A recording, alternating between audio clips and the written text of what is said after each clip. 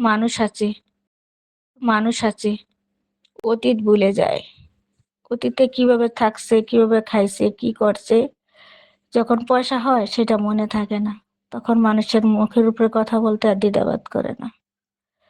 আসলে টাকাই মানুষের সবকিছু। তার শিক্ষা, তার যোগ্যতা আছে বা নাই সেটা মানুষ চায় না। চায় তার টাকা। যার টাকা আছে তার গলায় গিয়ে ফুলের মালা পরে তাকে ওইটা চেহারাটা বসতে দেখে। আসলে সে চেহারা যোগ্য কিনা সেটা কেউ চিনে না, সেদিকে কেউ খেয়ালও করে না।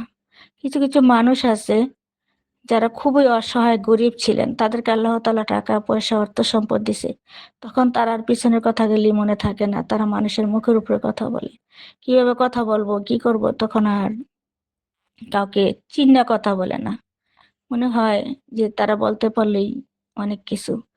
পয়সা এমন একটা জিনিস, মানুষের অতীতকে ভুলিয়ে দেয়।